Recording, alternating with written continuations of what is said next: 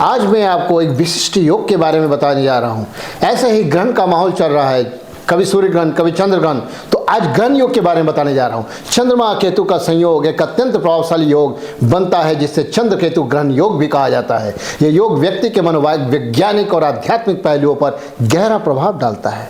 चंद्रमा मन, भावनाएं, माता, मानसिक स्थिरता का कारक ग्रह है, जबकि केतु मोक्ष, रहस्य, तपस्या, आध्यात्मिकता का प्रतिनिधित्व करता है। जब ये दोनों ग्रह एक साथ होते हैं तो व्यक्ति के जीवन में गहरे मानसिक और आध्यात्मिक परिवर्तन होने लगते हैं।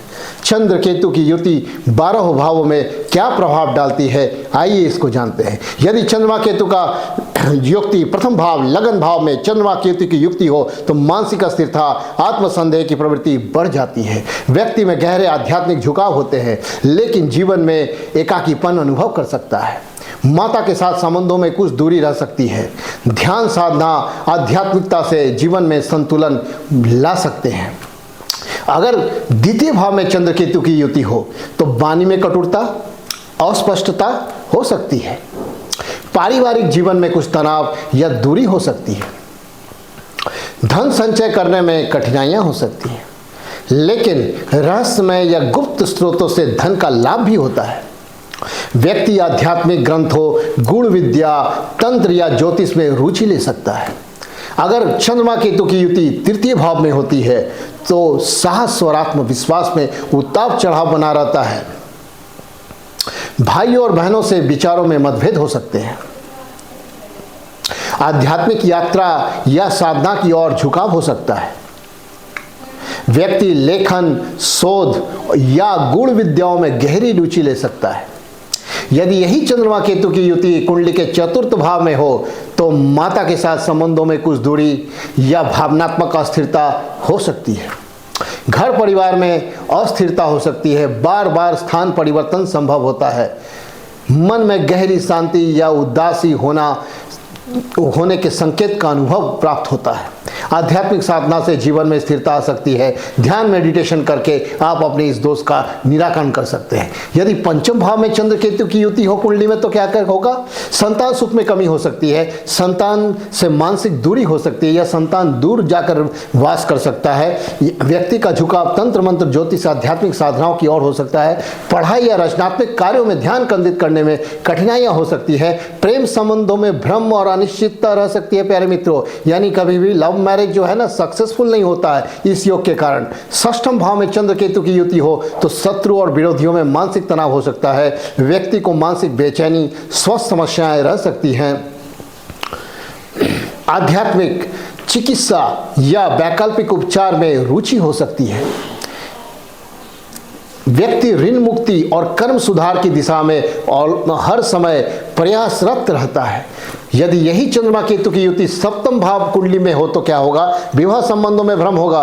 अनिश्चितता, मानसिक दूरी रह सकती है। यानी पार्टनर में कलह, कलेश, मन मुटाव देखने को मिलता है। जीवन साथी के साथ संवाद की कमी, अलग अलग विचारधारा हो सकते हैं, यानी विचारधारा दोनों का ही विपरीत दिशा का हो सकता है। व्यक्ति का झुकाव सांसारिक जीवन से हटकर आध्यात्मिकता की ओर हो सकते हैं।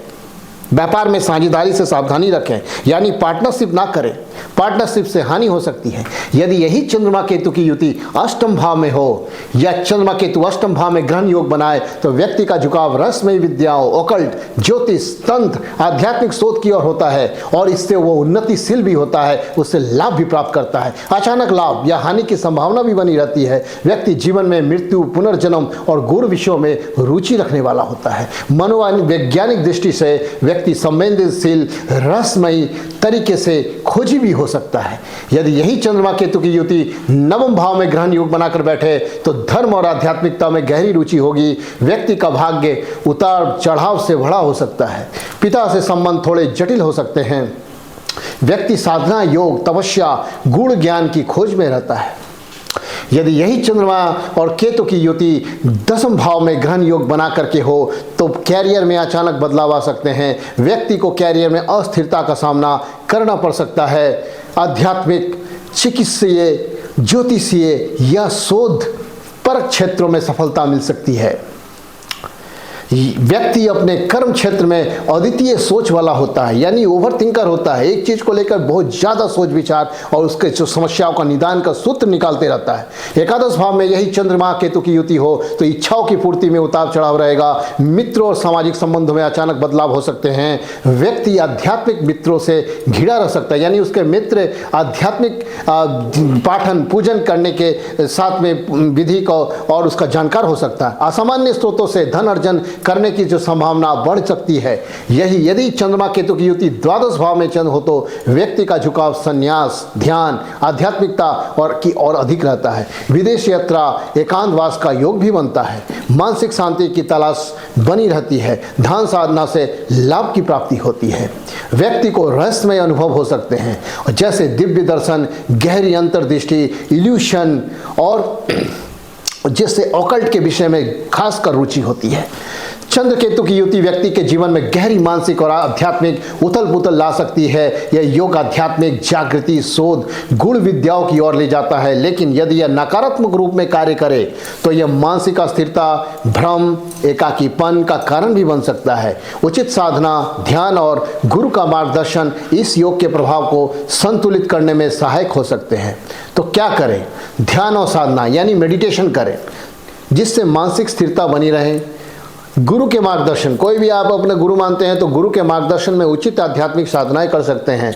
ओम नमः शिवाय या केतु बीज मंत्र ओम कें केतवे नमः का भी जाप कर सकते हैं। चंद्रमा को शांत करने के लिए शिव आराधना करें और दूध से बाबा भोलेनाथ का प्रत्येक सोमवार में अभिषेक करें। यह संयोग व्यक्ति को सांसारिक जीवन से परे एक गहरी और आध्यात्मिक यात्रा पर ले जा सकता है। यदि इसे सही दिशा में साधा जाए तो चंद्र केतु योग वैदिक ज्योतिष में, आध्यात्मिक ज्योतिष में यह बहुत ही, जिसको बोलते हैं आपका धन चेतना, आपके जो है मानसिक विकास का उत्थान करना और आपके अलौकिक दिव्य दर्शन की ओर ले जाने में काफ़ी सहायक होता है। तो प्यारे मित्रों, यदि मेरी दी गई जानकारी आपको अच्छी लगे तो कृपा कर मेरे चैनल को लाइक और सब्सक्राइब करें। तब तक के लिए नमस्कार, धन्यवाद।